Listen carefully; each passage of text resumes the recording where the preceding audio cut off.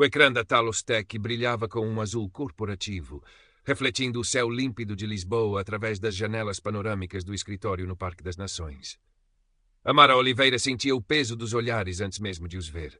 Era uma sensação familiar, uma segunda pele tecida com fios de curiosidade, pena e, por vezes, puro desprezo. O seu corpo, grande e negro, era uma anomalia naquele mar de fatos cinzentos, camisas brancas e corpos que pareciam esculpidos em ginásios de elite. Amara era gorda. Amara era negra. E na Talos Tech, isso fazia dela simultaneamente invisível e um alvo. Os seus dedos longos e ágeis dançavam sobre o teclado. Linhas de código fluíam elegantes e complexas, construindo mundos digitais que a maioria dos seus colegas mal conseguia conceber. A sua mente era sua fortaleza, o seu refúgio, o seu arsenal. Ali, na lógica pura da programação, o seu corpo não importava. A sua cor não importava. Apenas a sua inteligência brilhava. Mas o mundo real, infelizmente, não era um algoritmo. Amara, um café, sem açúcar. A voz de Diogo Vasconcelos cortou o ar, melosa, mas com um fio de aço por baixo. Ele não olhou para ela. Os seus olhos azuis fixos no seu próprio reflexo num ecrã desligado. Diogo era o epítome do sucesso, branco, atlético, impecavelmente vestido, o menino de ouro da Talos Tech. E era o chefe de Amara. Amara engoliu em seco. Não era a primeira vez, ela não era assistente. Era uma das melhores engenheiras de software da empresa, mas para Diogo, ela parecia destinada a tarefas menores, a recados, a ser convenientemente esquecida quando os créditos eram distribuídos e lembrada quando havia trabalho ingrato a fazer. Claro, Diogo, respondeu, a sua voz mais baixa do que pretendia. Levantou-se, sentindo a cadeira ranger sob o seu peso, sentindo os olhares rápidos e desviados dos colegas. Cada passo até a máquina de café era uma pequena batalha contra a gravidade e a indiferença. Sofia Costa, a designer gráfica do outro lado do Open Space, apanhou o seu olhar e revirou os seus próprios olhos, num gesto de solidariedade silenciosa. Sofia, com o seu cabelo pintado de roxo e a sua atitude desafiadora, era o único raio de luz naquele ambiente. Elas partilhavam um entendimento, uma camaradagem forjada nas trincheiras da marginalização, Sofia pela sua sexualidade, Amara pelo seu corpo e cor. Mais tarde, na sala de reuniões envidraçada, Amara apresentou a sua ideia. Um sistema de inteligência artificial capaz de análise preditiva comportamental com uma arquitetura revolucionária. Ela falou com paixão contida, os seus argumentos lógicos, os seus diagramas claros. Diogo ouviu os dedos tamborilando na mesa polida, um sorriso vago nos lábios. Interessante, Amara. Muito ambicioso. Deixe os ficheiros comigo. Vamos analisar. A sua voz soava condescendente, como se estivesse a falar com uma criança que tivesse desenhado um foguetão com lápis de cera. Amara sentiu a familiar picada da frustração, mas manteve a compostura. Ela sabia que a sua ideia era mais do que interessante. Era genial. E sabia, com uma certeza fria, que Diogo também o sabia. Semanas depois, o anúncio caiu como uma bomba.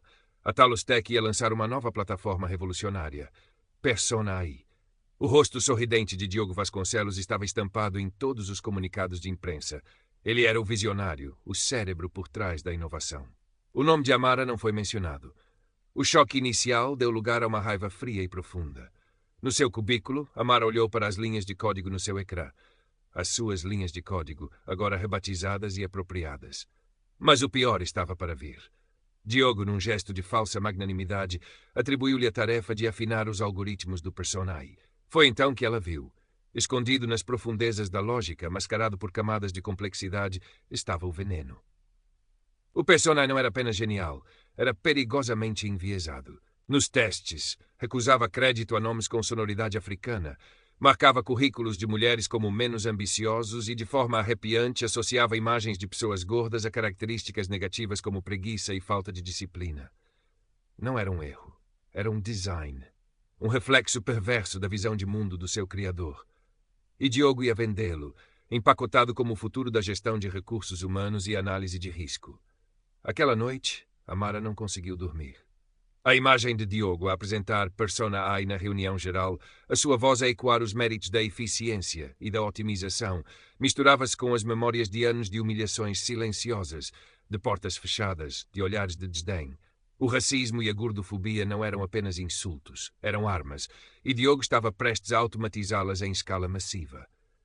Tens de fazer alguma coisa, disse Sofia no dia seguinte, a sua voz um sussurro urgente junto à máquina de café. Longe dos ouvidos disse-me: Mal. Amara olhou para a sua amiga, para a preocupação genuína nos seus olhos. Eu sei, murmurou Amara. Mas o quê? Ele é o Diogo.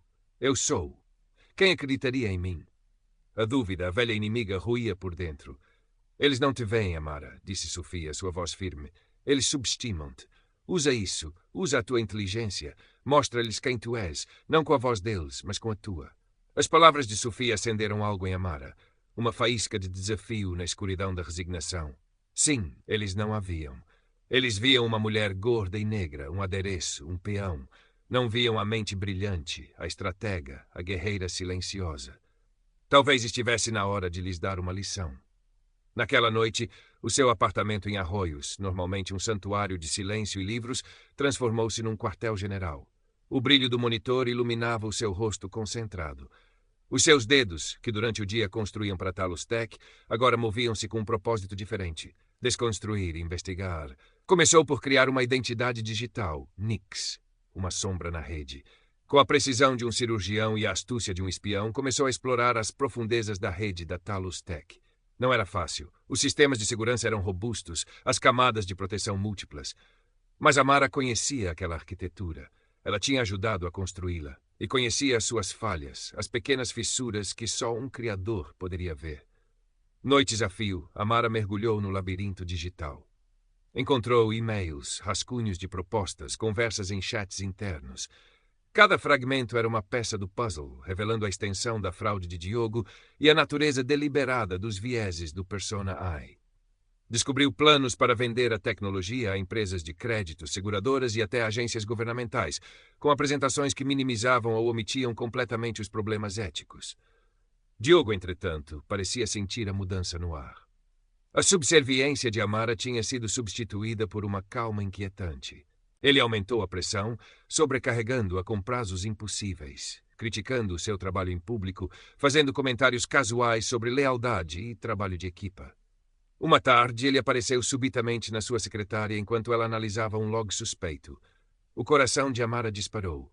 Com um movimento rápido, ela minimizou a janela, mas o olhar de Diogo demorou-se no ecrã, uma ruga de suspeita na sua testa perfeita. Tudo bem, Amara? Pareces um pouco tensa. Apenas concentrada, Diogo.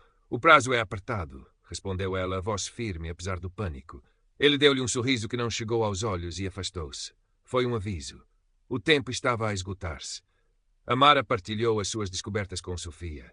Juntas traçaram um plano. Sofia, com a sua mestria visual, transformou os dados brutos em infográficos chocantes e vídeos curtos e impactantes. Amara focou-se na estratégia de infiltração. O alvo. O grande evento de lançamento do Persona I, marcado para dali a 2 semanas, no Pátio da Galé, um dos locais mais prestigiados de Lisboa, perante uma audiência de investidores, CEOs e jornalistas. A busca pela arma fumegante tornou-se desesperada. Amara precisava de algo irrefutável, algo que Diogo não pudesse negar ou atribuir a um erro técnico. E então, numa madrugada chuvosa, enquanto navegava pelos backups encriptados do servidor de comunicações, encontrou-o. Uma gravação de uma videochamada. Nela, Diogo falava com um potencial cliente, rindo-se enquanto explicava como o Persona I podia filtrar os indesejáveis e manter um perfil de empresa limpo e aspiracional. Ele usou palavras cruas, palavras que nunca diria em público, revelando o seu desprezo por negros, mulheres e, com particular veneno, pessoas gordas, que ele chamava de um fardo para o sistema. Amara sentiu um nó no estômago. Mas por baixo da náusea, sentiu também uma clareza gelada. Era aquilo. Era a prova. O mundo ia ouvir a verdadeira voz de Diogo Vasconcelos. O dia do lançamento chegou. O pátio da Galé estava transformado. Luzes azuis da Talos Tech banhavam as paredes de pedra, ecrãs gigantes exibiam logótipos animados e um burburinho de conversas animadas enchia o ar. Amara e Sofia estavam lá, não como convidadas, mas como sombras. Sofia, disfarçada de técnica audiovisual, tinha acesso ao sistema de projeção.